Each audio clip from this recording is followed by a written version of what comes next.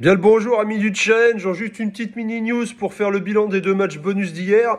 Bon, alors le match de Paname-Marseille, on va faire vite dessus parce que personne n'a le score exact 1-0. Bon, j'ai pas vu le match, mais apparemment la deuxième mi-temps c'était pas folichon. Donc voilà, c'est pas très intéressant à raconter parce que en gros personne n'a plus de 2 points. Je rappelle les barèmes pour les matchs bonus, c'est 1 point pour le résultat, c'est-à-dire victoire à domicile, victoire à l'extérieur ou match nul.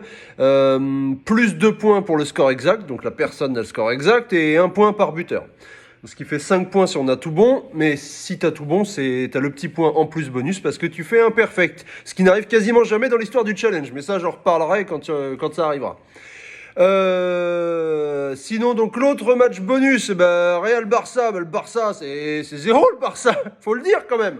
Faut le dire, c'est de la poudre aux yeux depuis le début de l'année en fait. Hein. Tout le monde dit ah c'est formidable, Robert il met plein de buts, mais bon en vrai il gagne contre qui hein?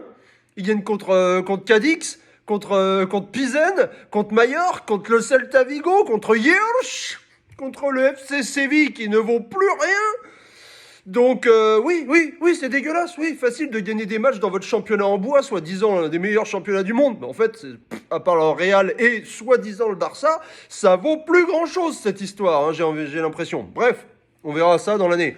Mais en tout cas, c'est dégueulasse. Donc on l'a bien vu contre le Real, ça vaut pas un cachou. Les mecs, ils ont rien fait, mais rien. Là pour le coup, j'ai regardé un peu. À part à la fin de match où ils ont mis un but parce que la défense du Real s'est enfin trouée. Et qu'après il y a eu un petit peu de pression pour la fin, mais finalement, non, il n'y a pas photo, quoi. Le Real était beaucoup plus solide, beaucoup plus fort. Donc le Barça, ça vaut rien. Finalement, c'est peut-être Julien qui a raison de les avoir mis 5e du championnat. Mais bon, vu le championnat pourri, j'en doute quand même encore très fort. Donc, 3-1, qui a le score exact? Plein de gens ont le score exact, parce que vous êtes des connaisseurs de football, et vous savez que le Barça, c'est 0, voilà. Donc, il y a Reddy, il y a Steph Z5, Dilibat, Kela, Nino et Tongpal qui ont le score exact. Voilà, c'est ça c'est les vrais challengers. Ça, c'est pas des new challengers. Hein. Bon, donc, je rigole, hein, mais bon, quand même. Attention. Hein. Donc voilà, et en plus de ça, Steph Z5, Nino et Tongpal ont un buteur. Donc ça leur fait 4 points. Donc ils sont devant. Et Steph Z5, comme lui, il a même 2 points dans l'autre match bonus, il est premier du challenge. Donc le mec, il veut, il remet en jeu ses 2 trophées, mais il les a pas lâchés. Il est chaud, il est là, il est numéro 1 du challenge, le premier de la saison. Et il va le rester longtemps parce qu'il va pas se passer grand chose après la Coupe du Monde au niveau des... Quoi que si, il va y avoir la Ligue des Champions, les matchs de poule, bref, on verra ça plus tard.